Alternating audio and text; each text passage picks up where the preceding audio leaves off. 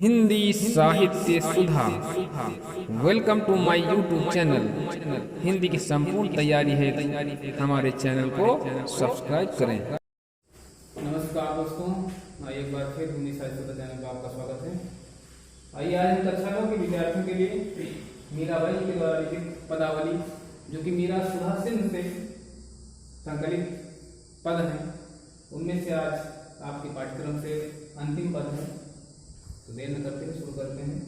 मीराबाई कहती हैं, मेरे तो गिरधर गोपाल दूसरो न कोई, जाके सिर मोर मुकुट मेरो पति सोई, तात मात भ्रात बंधु आपनो न कोई, छाण गई कुल की कहानी कहाँ करे कोई, संतन हिंग बैठ बैठ लोक लाज कोई, मेरे तो गिरधर गोपाल दूसरो न कोई।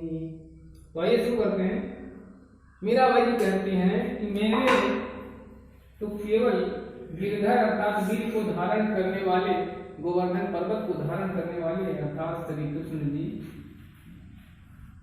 गोपाल का होता गाय पालने वाले अर्थात गोपाल, दोनों का अर्थ वही है। गिरधर गोपाल श्री कृष्ण के उपनाम है। वीर को धारण करने वाले ये उनका विशेषण है, और गोपाल गायों को पालन करने वाले अर्थात गांव के बीच में रहने वाले। तो दूसरों ना कोई, उनके अतिरिक्त इस संसार में मेरा और दूसरा कोई नहीं है। जिसके सिर, जाके सिर मोर मुकुट, जिसके सिर पर मोर पंखों से बनी हुई, मोर पंखों से बना हुआ मुकुट सुशोभित हो रहा है, वही मेरे पति हैं। मेरो पति सोई, सोई माने वाह, वही मेरे पति हैं।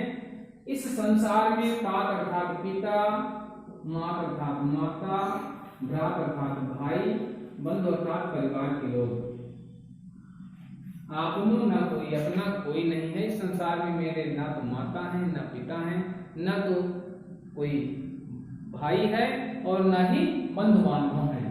अपना इस संसार में इनके अतिरिक्त कोई नहीं है। किसके अतिरिक्त? गोपाल के अतिरिक्त कोई नहीं है।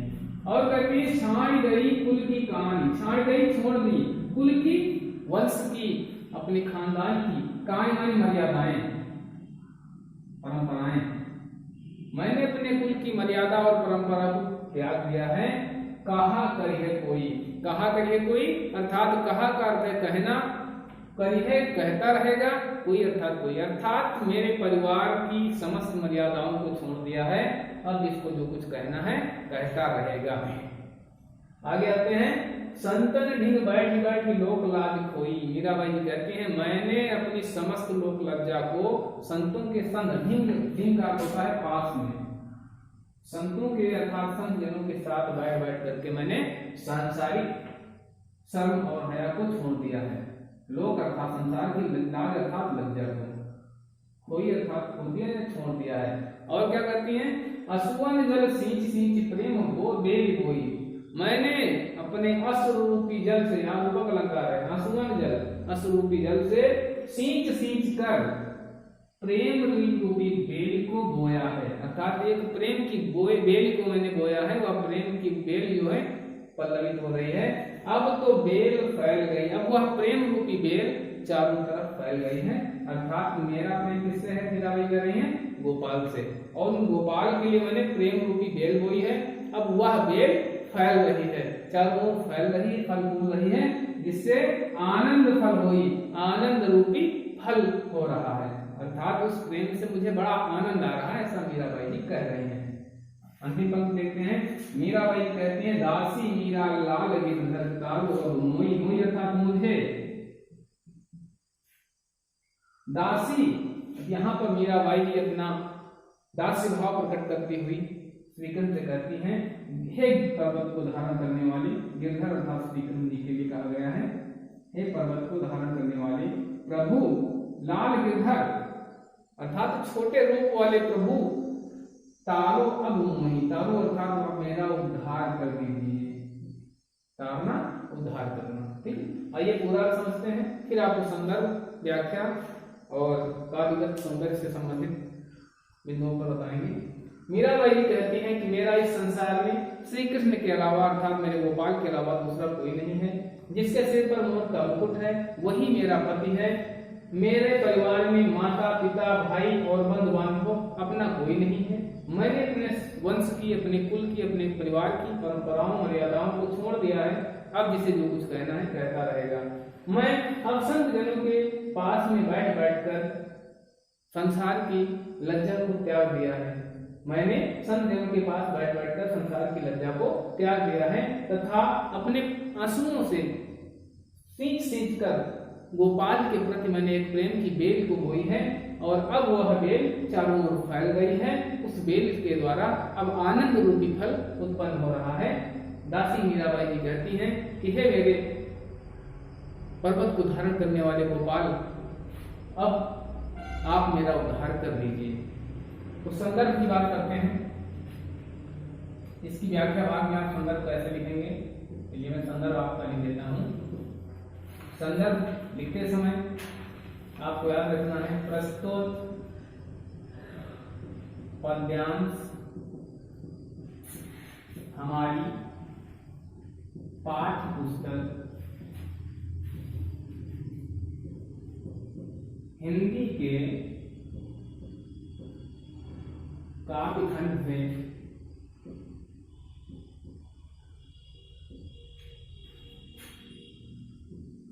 मीराबाई जी द्वारा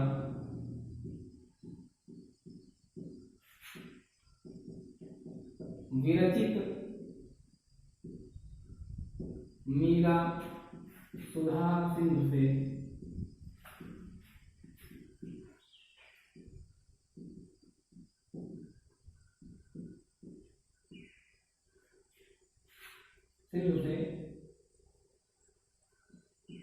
पदावली शीर्षक से व्याख्या हेतु अवतरित है। इसके पश्चात आपको संदर्भ लिखना होता है, वो संदर्भ नहीं व्याख्या। व्याख्या में आप पूरा पूरा लिख देंगे। मीराबाई जी कहती हैं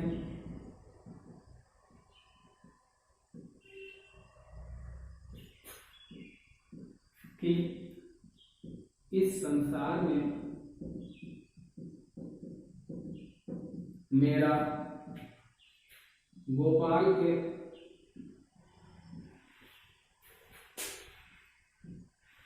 अलावा कोई दूसरा नहीं है।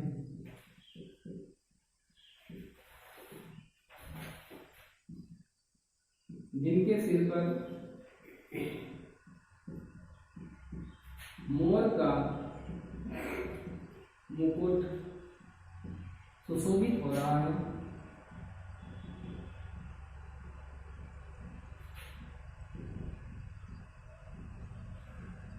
वही मेरे पति हैं। और आगे कहा मेरा या मेरे माता पिता भाई एवं बंधु बांधव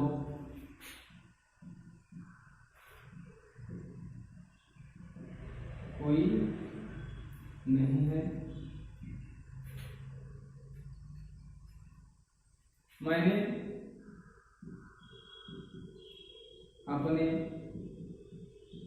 परिवार की या वंश की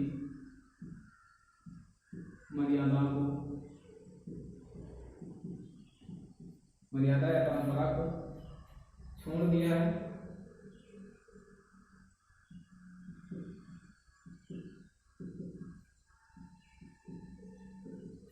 अब इसे जो कुछ कहना है कहे मैंने संत जनों के पास बैठकर संसार की लाज शर्म को छोड़ दिया है,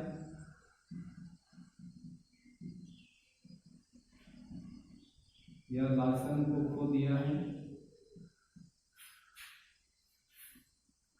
तथा अपने अश्रुओं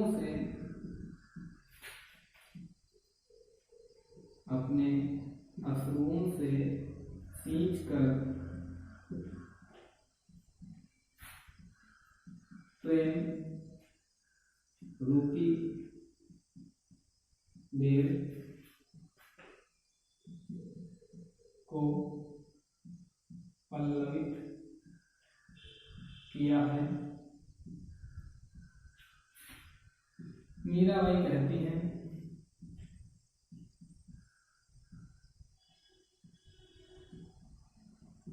कि अब तो प्रेम रूपी बेल में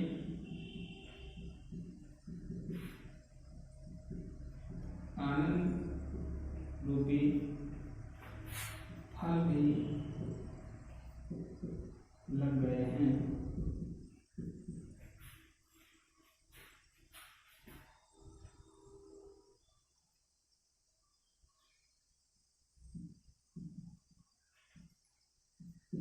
हे मेरे गोवर्धन को धारण करने वाले प्रभु,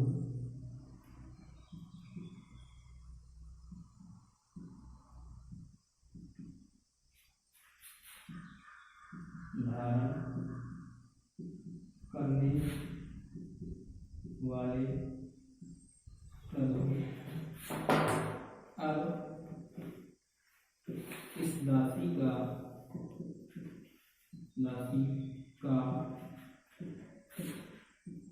उद्धार कीजिए। अब हम बात करते हैं काव्यगत सौंदर्य की।